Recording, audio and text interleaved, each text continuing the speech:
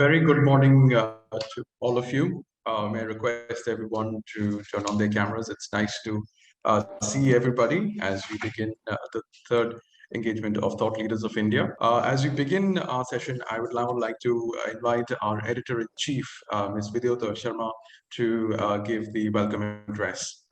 Ms. Sharma. Thank you, Rak. Good morning, everyone. On behalf of Team Thought Leaders of India, I extend a warm welcome to you all for sparing your time to listen to two stalwarts of the medical fraternity today. This proves that given our sedentary lives and the subsequent physical and psychological challenges that come piggy riding on our lifestyles, we have begun giving importance to our well-being and caring for our physical and mental health. What is of utmost importance is creating awareness, and that is what we intend to do.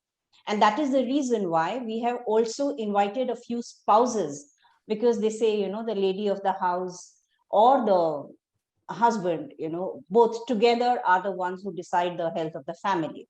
So very few spouses will also join in of our corporate leaders. We would like to introduce the eminent business leaders who are listening to you today. I request my colleague Ruak to introduce them. Ruak. Thank you, ma'am. So we have quite a few of our leaders who are joining us today, and a warm welcome to all of them. And as we proceed with the presentation, I'd like to welcome Mr. Sandeep J. Shah, Managing Partner at Motilal Oswal Private Wealth, Mr. Manoj Gupta, CEO of Kotak Infrastructure Debt Fund Limited, Mr. Rahul Agarwal, CEO and MD, Lenovo India, Mr. Lalit Malik, Executive Director and CFO, Torrent Power Limited, Ms. Vikash Agarwal, Managing Director, Maersk, Ms. Sandhya Vasudevan, Managing Director, Deutsche Bank, Mr. Mohit Khattar, Chief Executive Officer, Gravis Foods, Mr. Gaurav Maheshwari from Signode India, Mr. Vikas Kanwalkar, MD and Chairman, Disic Tech Systems, Srikanth Nadella, Whole-Time Director and Chief Executive Officer from K-Fintech, Mr. Abhinav Jain, Partner, Gaja Capital, Mr. Rajesh. So here I have, ladies and gentlemen, the privilege to introduce one more medical expert, the doyen of psychiatry, Dr. Harish Shetty. Allow me to give you some glimpses into who Dr. Shetty is. You all would know, you would have seen his shows on YouTube, you would have watched him on television, you would have seen his opinions, read his opinions in newspapers, but let me give you a little introduction of Dr. Harish Shetty. Dr. Harish Shetty is a leading psychiatrist with extensive experience in the field of mental health, especially in connection with disasters. He's worked at Latur after the earthquake and at Kandla after the cyclone for a year each, evaluated the psychosocial processes at Jabalpur and Gujarat after the earthquake for a human rights group, and also worked at Gujarat after the last riots for 6 months. He is a distinguished faculty at Symbiosis College, Pune, and a visiting faculty to various universities. Dr. Shetty has been appointed as a member of National Testing Agency, NTA, by the Union Cabinet on behalf of the HRD Ministry. He's been identified as one of the 17 young mental health workers by the World Health Organization and invited twice for training in the years 1995 and 1996, respectively. Dr. Shetty has been a consultant at the Sevadhan De-Addiction Center and the National Addiction Research Center, which is Government of India funded. He has aided in championing the rights of children. I know that he's passionate and he writes lovely blogs for that. So you ought to listen to him when he is speaking about that.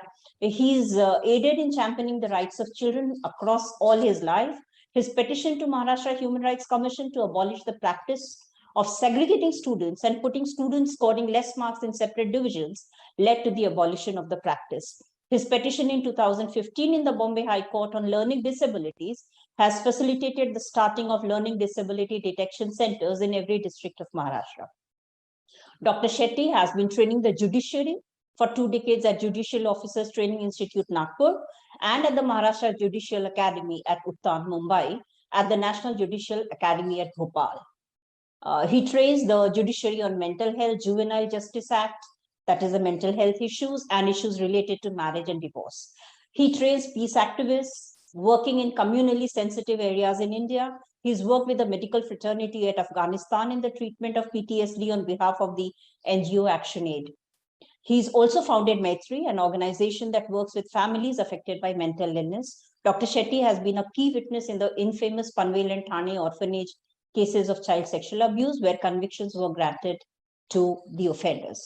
Dr. Shetty has evolved and conducted a refresher course for school counselors with SNDT as a partner. He's also invited at the Salzburg seminar in 2003 for an intensive seminar on leadership in health. He's a trainer, researcher, and avid blogger. So, Dr. Shetty, thank you very much for sparing your time. And ladies and gentlemen, you will see what competence level our two doctors bring in today. I hand over to Dr. Shetty. Well, good afternoon, everybody. And I hope I'm audible now. And good afternoon. And very happy to see interest in mental health among the participants here.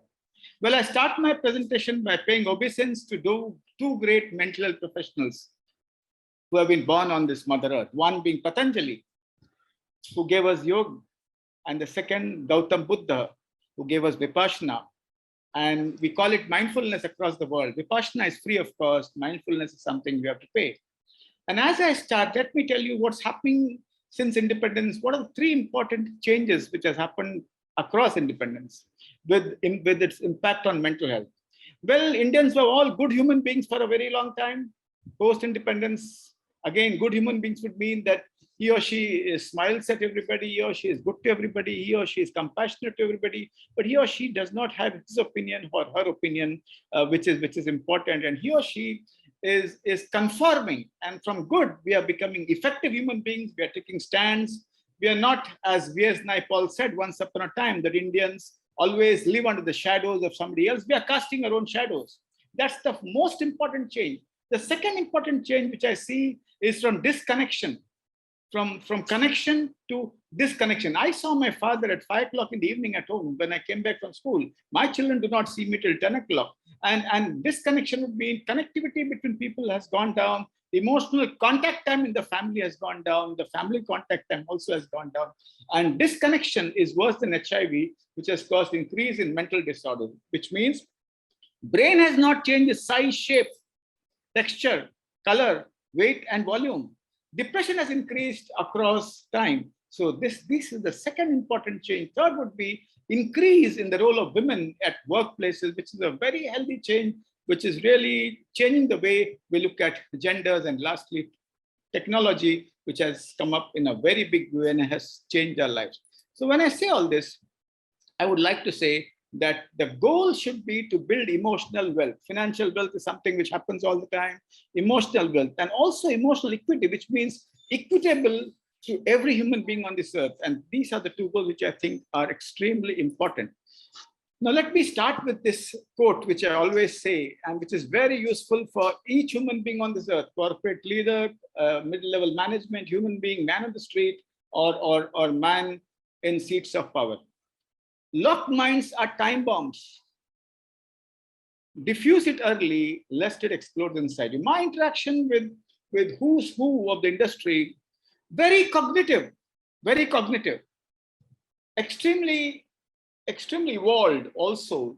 They do a lot of things for themselves. But again, awareness of feelings is something which is not easily visible in a country. Also because post-independence, we had stoic human beings, people who were in the era of struggle.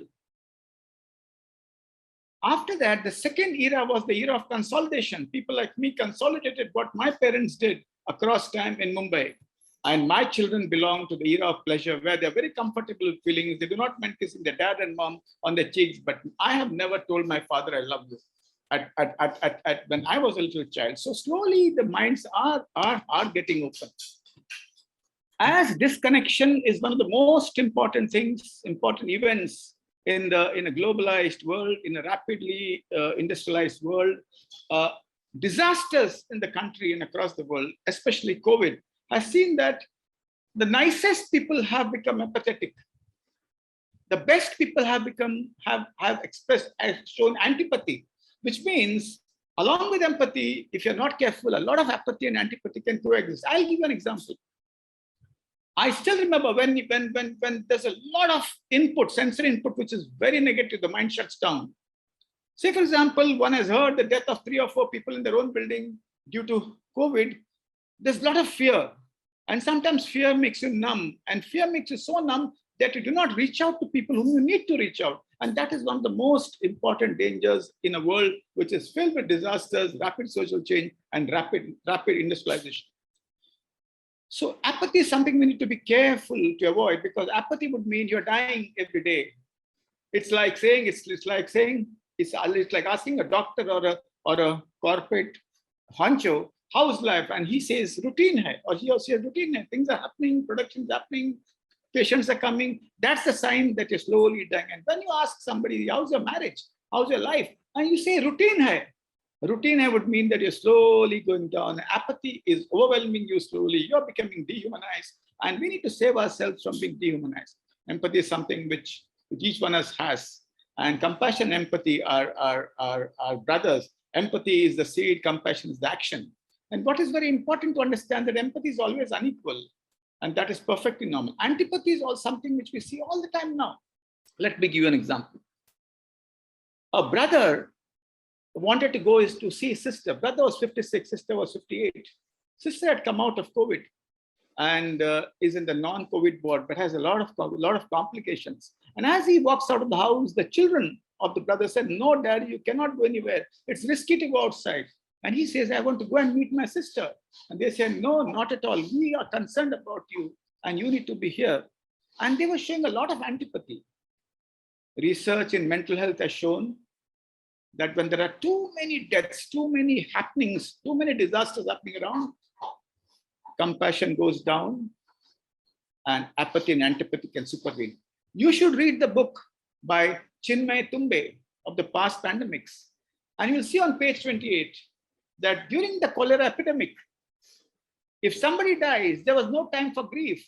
They would just sell all the things, all his belongings in auction. So what is very important is in a globalized world to preserve empathy needs a lot of effort, and we need to really do something very actively for that. Well, as I said, and I missed one slide. Yeah. Pandemic of mindfulness is the need of the hour, not because we had COVID, because mindfulness is a journey within. You might do rational emotive behavior therapy. You might do cognitive behavior therapy. HR might get a lot of professionals to help you with your cognitive self, but the journey within is very important. It's not because we have had COVID that mindfulness is important, but mindfulness is extremely important to help ourselves take care of our world. Now, in this last 1 year, when I've been conducting sessions for senior managers and senior management, I really shared a concept that you need to share your vulnerability with your hierarchy downwards. And a couple of them objected. They said, we need to be strong. We need to provide that banyan tree roof for the entire organization, otherwise it will collapse. I said, no, you can't be the only pillar which holds the entire building or holds the entire organization. That's a wrong concept. That's completely a wrong concept. Whether it is family or organization, you need to accept that you have been vulnerable during most difficult situations. The only thing is the methodology of vulnerability could be very different. Well, as top honchos, you will be anxious, but you will not display anxious vulnerability. You might be so anxious sometimes that you might just say, as a matter of fact, that we need to really cut our salaries, and you might say it factually, but that does not work.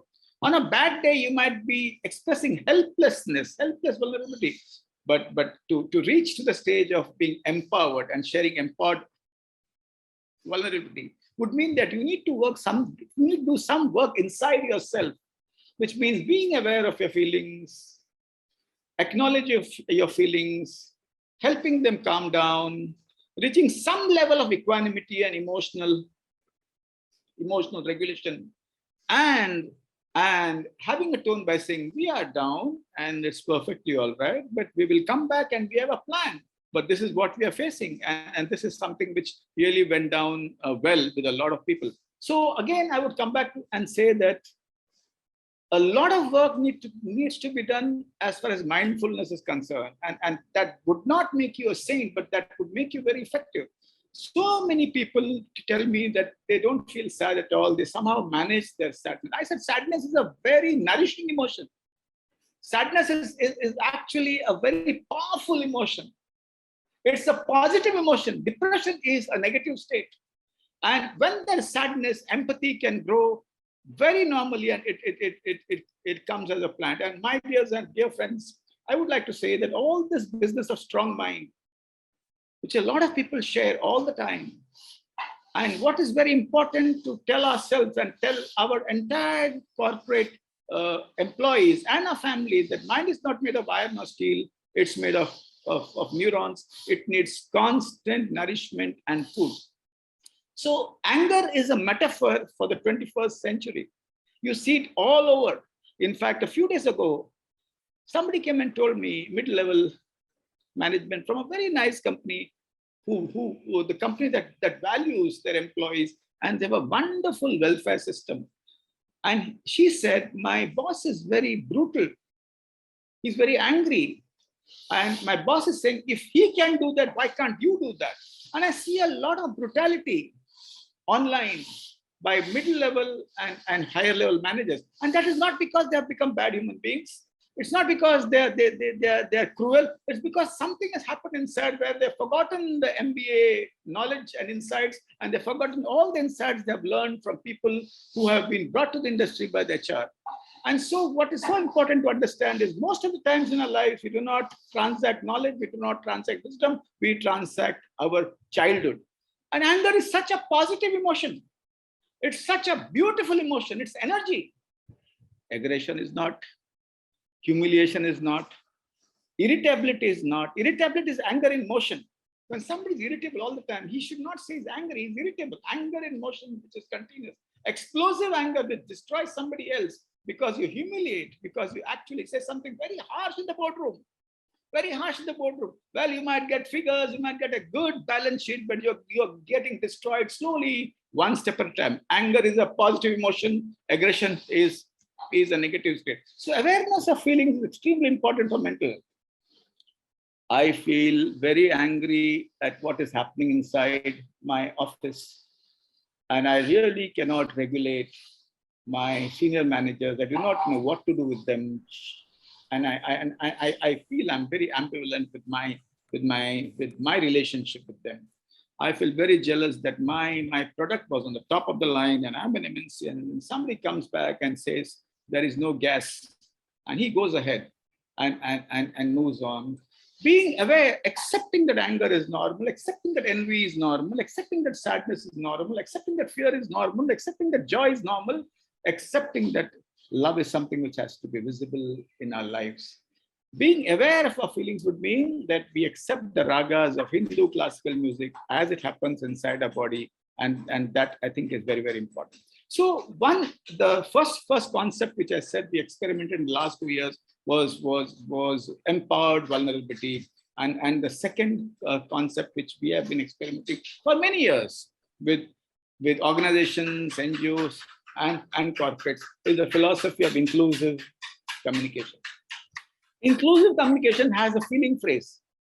I'm angry at you because you really did not finish your task within the deadline, in spite of you having enough time.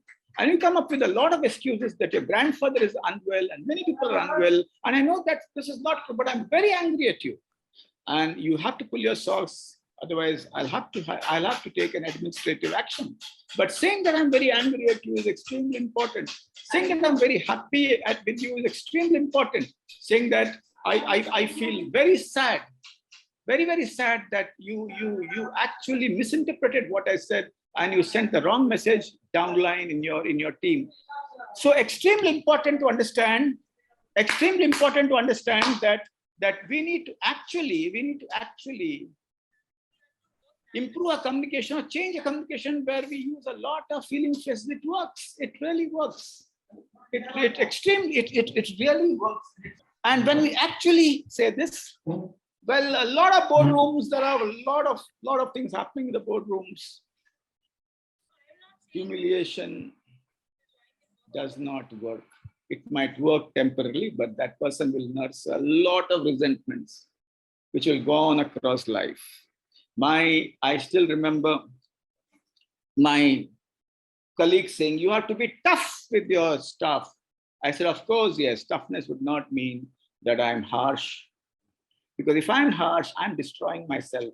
Intense hate somewhere interferes with love everywhere. And I would say boardroom can be peaceful and can be very effective if you use inclusive communication. And brutality in corporate system should always be identified. And such employees should really be helped to have their journey within. Corona and COVID has given us a lot of opportunities to help us move, not only improving our visiting card, improving our designation on a visiting card, but with our journey within.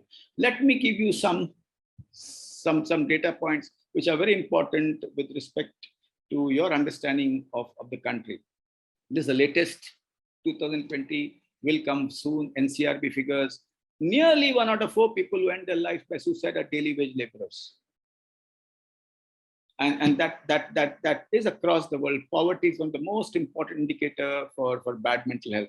And this is something we need to really look at as and when we look at a CSR. And when a CSR, I mean, some of the best CSRs are happening in the country.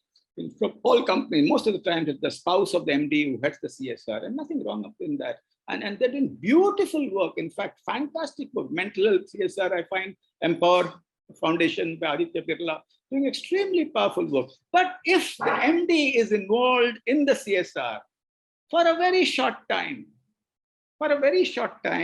there's change within. Though it's cognitive, it is presentation, it's output, it is figures, but being involved in the CSR also helps a lot of mental health. One more fact which is very important: 1 out of 6 to 7 people who end their life by suicide are housewives. Remember, my dear friends, when I was doing my psychiatry, I was told that single women are more vulnerable to suicide. Things are slowly changing, and we find that housewives are extremely vulnerable, and 1 out of 6 people who end their lives by suicide are housewives. 1 out of 4 women who end their lives across the world are Indian women. Again, family health is very important as far as mental health is concerned. These figures actually show that at least approximately 1 out of 3 reasons for ending lives in India, the last figures, NCRB, is because of family problems. And 1 out of 6 is because of illness. So a lot of family interventions. When some MDs asked me, what should I do for my employer? I said, take care of the family health. He said, how do I take care of the family? I said, help their children to score marks in the exams. Work on the kids, work on the families, work on the spouses and the kids, the husbands and the kids, or the wives and the kids. And that will help them, help the family. Once you improve family mental health, you'll find that the mental health of the employee in your organization will be much better. Your mental health is also much better, and output actually increases. This again is just a figure, a graph which you need to look at. Can you believe that UP, Bihar, Manipur, Jammu and Kashmir, and Nagaland have the lowest figures for suicide? Much less than the average in the country. And though people come and say that, doctor, this is because of underreporting, I said, no, we need to go and look at probable social support systems which are happening, probably which is much better than the other states. Maybe it's caste sangams, maybe it's the village support system, whatever it is. Somebody has to go there and look at why the suicides in UP, Bihar, Jammu and Kashmir, and Jharkhand is much less than that in Maharashtra and other states. And this is a very important indicator. As I say this, I would like to share, my dear friends, the latest figures for mental health in the country by the Ministry of Welfare and ICMR 2019, because after that, probably because of COVID, they could not come up with the new figures. 1 out of 7 Indians are mentally ill. 1 out of 7 Indians are mentally ill. I'm not saying this, Ministry of Health and Family Welfare and ICMR. Along with that, I would like to share that 20 crore Indians are mentally ill.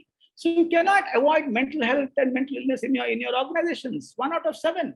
And so I would come to this point a little later, but this 5 Ds for handling stress. One is dealing with that stress straight. My son is in engineering and he's not really studying. He's having weed and hash in his college.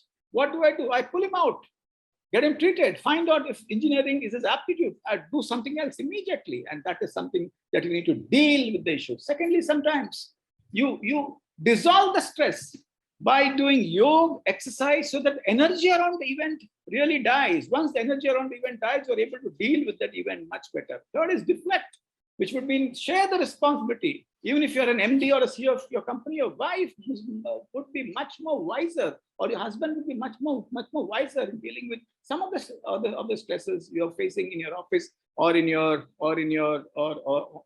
family. I still remember, I go to my wife for difficult issues because sometimes women process things much faster and they come up with very simple solutions. I go to my children because the simplest minds are the most profound. So sometimes deflect, share responsibility and come back. Sometimes just distract, wait for some time and do it. And lastly, sometimes just allow the stress to be there for some time. It might slowly disintegrate. Well, very difficult to really treat very educated people for mental illness. There's a lot of rationalization. There's a lot of explanatory models thrown at me all the time. That is because I had a difficult childhood, doctor. You do not understand how my father was. I told him, my father hammered me every day. But just because you had a difficult childhood, everything is not about childhood. Though psychologists and psychotherapists might go back to your past birth also. But we need to deal with things now. If your hand is fractured because the scooter guy hit you on the road, I can't arrest the guy who drove the scooter and get your hand back in action. So my dear friends, the brain has not changed its size, shape, color, texture, volume, and weight. But depression is an artifact of a fast-changing world. Hippocampus changes, limbic system changes, and one of the most important metaphors for the 21st century is that the amygdaloid is working much more than the prefrontal cortex. Amygdaloid was something which we used to use in the Stone Age to save ourselves from danger, fight or flight, or fright or freeze. Slowly, when we became an agrarian economy, we started using our prefrontal cortex, which gave us power to discern, gave us vivek buddhi, gave us the technique of tackling a crisis in a way which is with emotional regulation and equanimity. But then this is the reality. Depression is very cunning.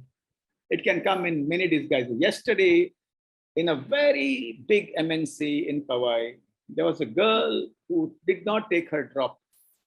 The parents were very scared and they ran to the organization. And this girl had cut her hand a few days ago, and parents were very scared that they would do something stupid. And as they asked the HR that they need to take this girl away before her office hours, the HR said she looks nice and fine. But the HR did not know the history. And just because you're smiling and laughing would not mean that you are not depressed. It is not the facial expressions which always is linked with your mood within, because you might you might actually provide a good social mask and dissuade people who are around. So when we took her history, she had a strong family history of depression. Her uncle had committed suicide. She had cut her hand very badly some weeks ago, and she was probably thinking of jumping down from one of the buildings.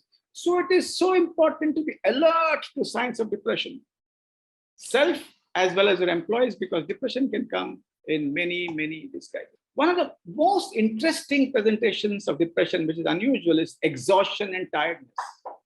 All reports are normal. My vitamins are completely normal.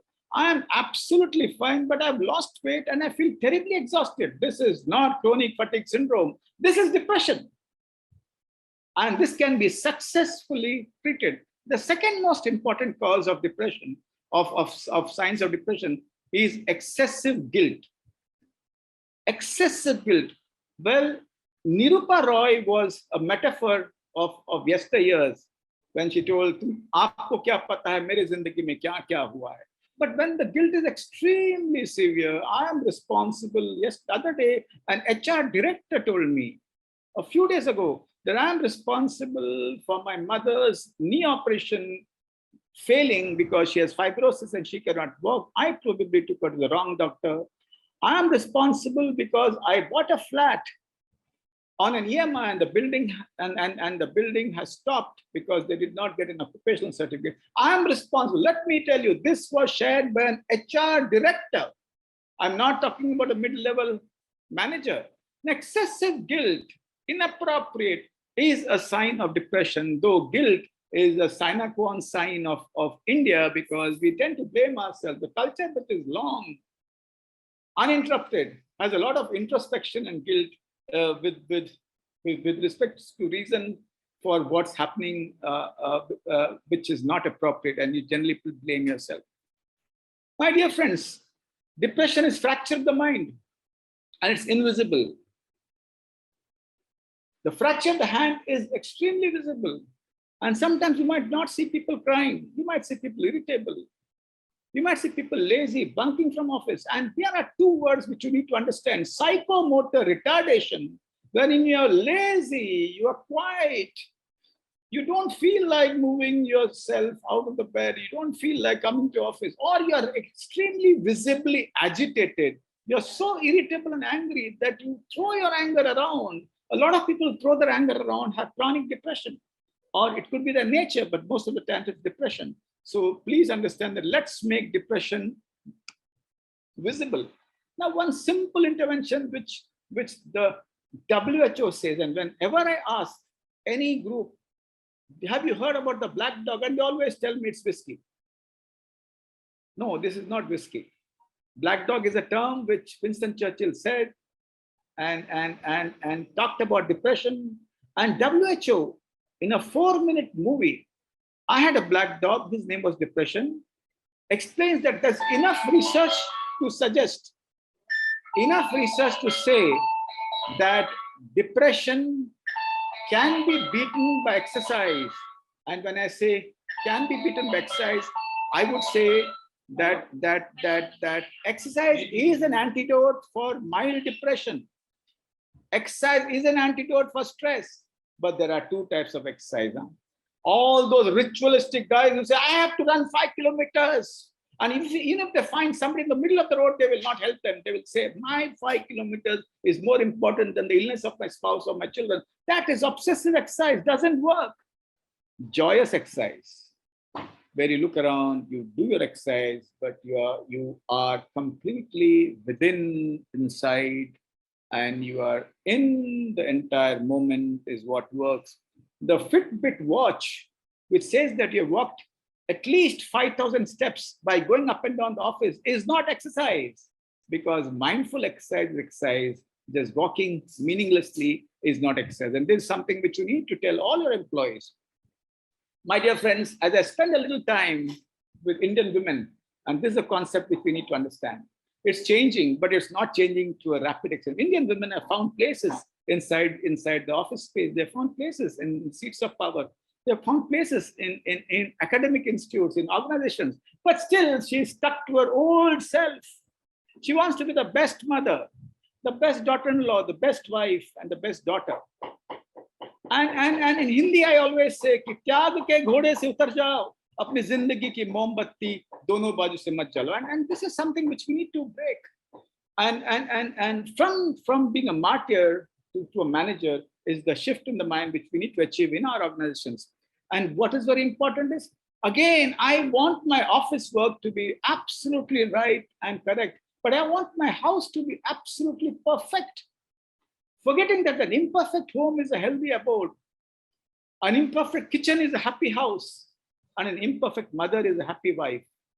And an imperfect wife is a happy marriage. So there's a lot of significant shift happening in Indian women, but adding a little value wherein he or she is able to actually let herself say that, I can't be perfect at all places. I might be imperfect, and that's perfectly all right. My dear friends, as I slowly stop, this is researched, not mine. There are thousands of meta-analysis which says that yoga is excellent for health. Let me add, recent study by Bombay IIT shared that yoga improved the marks of the MBA students in the college. Yoga actually improved the interpersonal relationship between students, and yoga actually improve the mental health. Exercise, as I said, causes neurogenesis. It causes increase in the connections inside the brain. Diet, as has been already talked, and sleep. Well, corporate India sleeps less. They take the laptops home and they work till 2 o'clock. Doesn't work. Other day, somebody said, "You please come and talk to us about burnout." I just asked them 3 things. What is your vision? What is your mission? And how many hours do your employees work? And they said they have to work 14 to 16 hours. I said, no, I'm not going to come and take a workshop when you have lit a fire in your organization. You need to do something very structural inside the organization. And that is very, very important. So you may have your vision, you may have your mission, but that has to be aligned with the work ethics inside the organization. I do not know why the same company employees abroad work less hours than the same company employees in India. I really cannot yet figure that. Kindness is something which is very important, but much before that, my dear friend, I know you have EAP. I know you have some of you have counselors and psychiatrists, but industries don't have a mental health policy. Every organization must have a mental health policy, and that policy has to be inclusive. Though the Disability Act 2016 may not be applicable to corporates, but then if you do not take care of the mental health of your employees, your burden inside your company will increase, the output will get affected, and things will really be bad. Some of the companies which really take care of the mental health of the employees do much better than other companies. Now, one company had a mental health policy, but they used it to exclude employees. I find that if the MD has had depression, he or she is very kind to all his employees who have had mental health issues. I find that the senior HR, if he or she has undergone a mental illness, he or she is much kinder to all their employees in their company. So why is there no mental health policy? I would say draw mental health. Every organization should have a mental health policy which is inclusive, because a lot of mental illness improves if there's a support from the industry. Because as you go back, you need to be reintegrated into your role, probably a new role, and for that reintegration, support from the industry is extremely important. My dear friends, this is not new. Whenever you show a video of kindness to young students, you see the immunity improving, IgG increases, IgM also increases, and that is something which is very important. At the end, I would like to say, my dear friends, I leave you with this sentence: time is not always the best healer. And I have an anecdote for that. I still remember working at Latur, at Usmanabad and Latur, in many villages, in using mental health principles to help them with their PTSD without medications. Though very few required medication. But in the COVID era, a large number of them required medication because the number of deaths have been extremely huge. I still remember this event 1 year after the earthquake, where the senior IS officer, late, he's no more alive, and he said, my dear friends, we have built houses. As far as the mind is concerned, Samay se sab kuch acha ho jayega. And I had to get up. I was younger that time. And I had to get up, and when he said that, and I asked him, sir, jahan bhi khade ho, where are you standing? The fan falls on air. And if you bleed, will you ever say that this bleeding will stop in time? No. So my dear friends, I leave you with three sentences. Globalization has caused disconnection, and we need to reconnect to grasp and gather our space on this earth. We are moving from being good to being effective, and being effective would mean a lot of challenges, but a lot of meaning in life. Women are finding their space, and they're doing extremely well, but they need to understand that they can't be perfect mothers, perfect daughter-in-laws, perfect wives, and perfect daughters. And third is mental health is real. And those organizations who invest in mental health, those organizations believe that every employee matters, not only when he has cancer or a fracture or dengue or COVID, but when he or she has mental issues. So with this, I thank the organizers for inviting me. Vidyotama is a very old friend. And of course, Roar is a friend from now. And thank you guys for listening. All the best. Namaskar.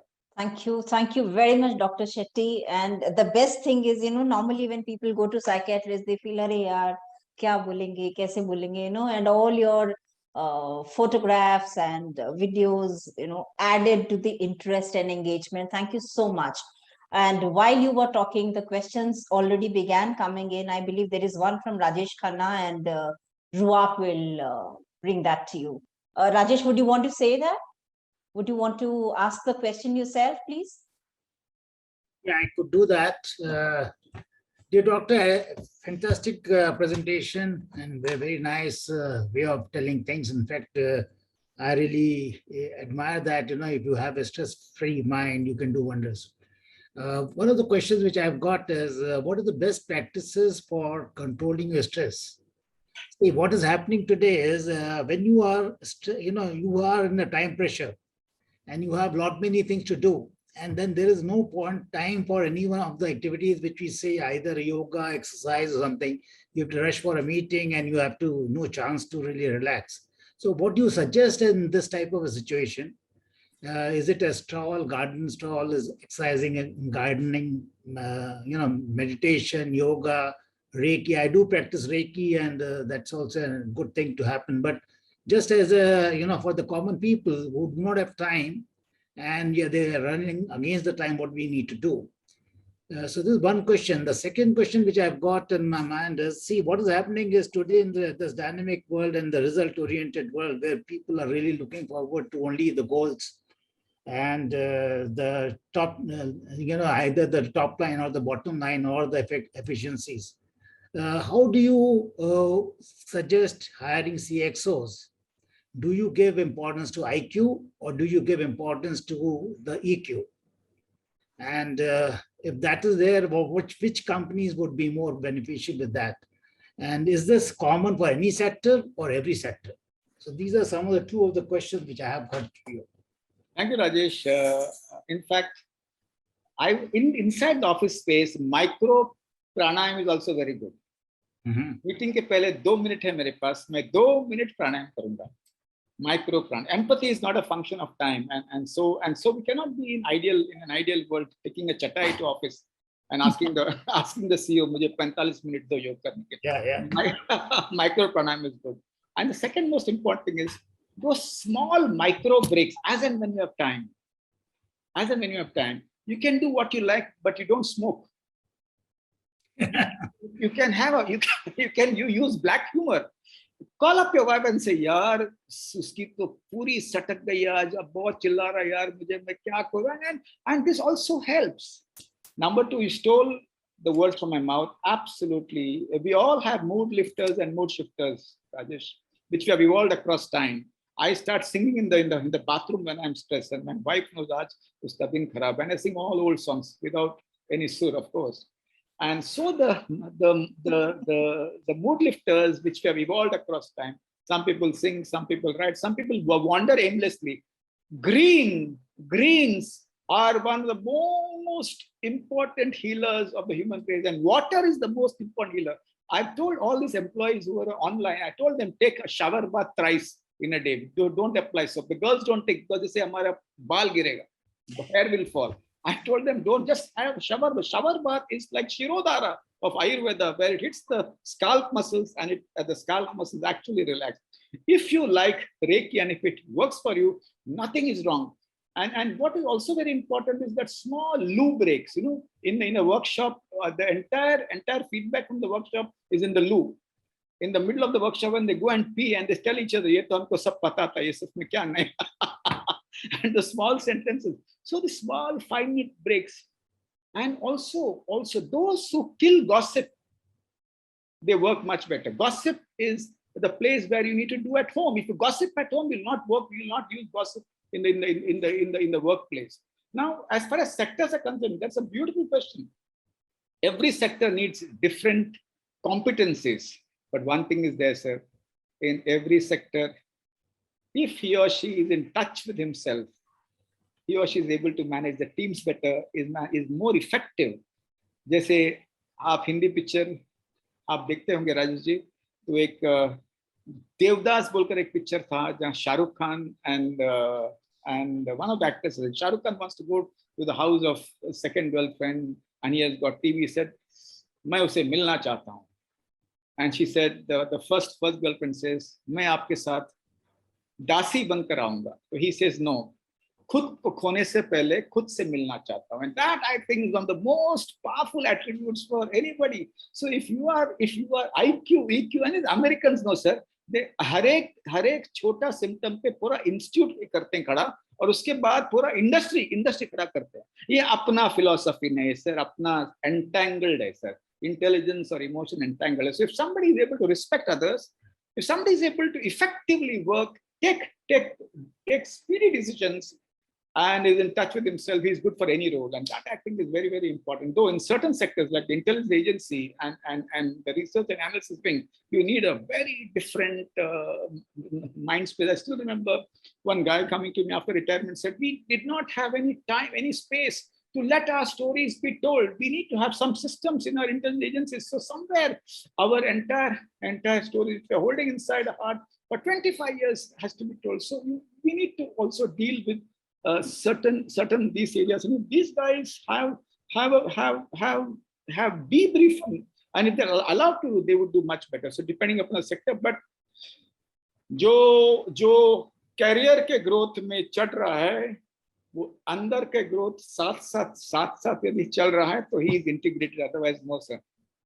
I tell you, sir, some of the best CEOs are very rude, extremely rude. The balance sheets are fantastic, but they will collapse one day, sir. They can't last like that for a long time. Yeah, run out of the positions. Yes. Dr. Shetty, while you were answering, I remembered a couplet in Urdu. सौ ऐब का एक ऐब ये मुझ में जरूर है, आता है दिल में मेरे जो कहता हूँ साफ साफ. So thank you so much, and I'm requesting Ayushi, because there is another question we have from Naresh Taneja. Ayushi, can you give that question? Naresh, would you want to say it yourself? Yeah, I wouldn't mind if I'm allowed to. Of course you are. It's your forum, please. Dr. Shetty has been my role model, being a psychologist myself. So I look up to him for his insights and all. When he was talking of depression and anxiety and all this stuff, I was wondering whether he had any experience which he would like to share with us using mindfulness for treating depressions and all. Very good question, sir. Well, when see, there's a continuum, no, Nareshji, a sprain up to the fracture. Man ka moch, man ka lachak, man ka tot. I still remember this man who was very depressed, was all on medication, did not improve, till his mother fell sick.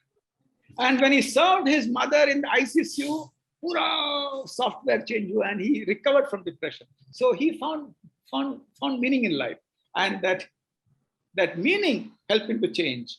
I use a lot of yoga, a lot of vipassana, a lot of mindfulness for those who are disturbed, but those who do not have really fractured minds. And I use I send people to a lot of meditation centers and vipassana when their symptoms are very mild, when there are a lot of stressors around which cause all that. But when somebody has a genetic preponderance load, when somebody has a complete fractured mind and he feels the slum in his area and Switzerland appears the same, then I would use medication. But in recovery, when the mind starts moving, pranayam, well, Americans call that as cardiac coherent breathing. उन्होंने सब अपना नाम उसमें डाल दिया. And then as an adjuvant, I use a lot of mindfulness. But you need to use this very, very, very selectively and discern and use it for the appropriate patients. Thank you, Naresh. I completely endorse that we need to use it as and when appropriate, and not as a general principle for everybody. It could be the primary treatment, or it could be an adjuvant treatment. Thank you, sir. Time for one or two more questions. Anyone would want to? Anyone? Any question? So, Dr. Shetty, you seem to have covered everything so beautifully and with such energy. The spirit was so palpable and infectious that I believe all of us, all of our questions seemed to be answered. And thank you very much for sparing your time. I'm inviting Ruak to deliver the vote of thanks. Thank you, ma'am. So a wonderful session. So I'm also right now gathering my thoughts as to hearing Dr. Shetty and what he had to say, and then also combining that with what Dr. Walter had to say. On behalf of Thought Leaders of India, on behalf of the members and the management, at Thought Leaders of India, I extend our gratitude to our experts, to Dr. Shetty and Dr. Lakdawala, for taking out time from their busy schedules and sharing their expert and their insights with us when it comes to managing our diets, our exercise, managing our mental health, not only just for ourselves but also for our families. The small anecdotes that Dr. Shetty shared, I know will go a long way for all of us, and will help us become more alert of our own selves, as Dr. Shetty said, be aware of one's own feelings. There is so much insight. So I'm quite confident that there is a lot that each and every one of us, has taken away from this session. Thank you to our members as well for taking your time and joining us in this session. Until next time, I thank you all and wish you all a very good afternoon. Thank you. Thank you, Dr. Shetty. Thank you, everybody, for participating.